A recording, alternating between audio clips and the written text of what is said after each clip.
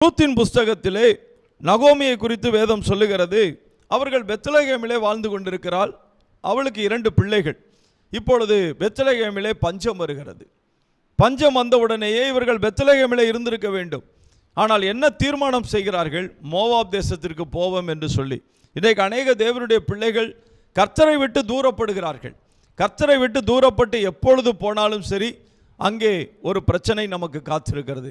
ஏன்னா தேவனை விட்டு தூரப்படுகிறவர்கள் நாசம் அடைவார்கள் என்றே வேதம் சொல்லுகிறது. இன்றைக்கு தேவனை விட்டு தூரப்பட்டு போகும்படியாக பலர் தீர்மானம் எடுக்கிறார்கள். ஒருவேளை கர்த்தரிடத்தில் வருவார்கள், அவர் தங்களுக்கு ஏதாவது செய்வார் என்று எதிர்பார்த்திருப்பார்கள். அந்த காரியங்கள் தாமதமாகலாம். தாமதமான உடனே கர்த்தரை விட்டு தூரப்பட்டு போகிறது. இவர்கள் பெத்லகேம் என்பது அப்பத்தின் வீடு. நிச்சயமாகவே அதை தேவன் சந்திப்பார். எப்பொழுதுமே தேவன் தம்முடைய பிள்ளைகளை குறைவுபடுத்தி பார்க்கிறவர் அல்ல. சில நேரங்களிலே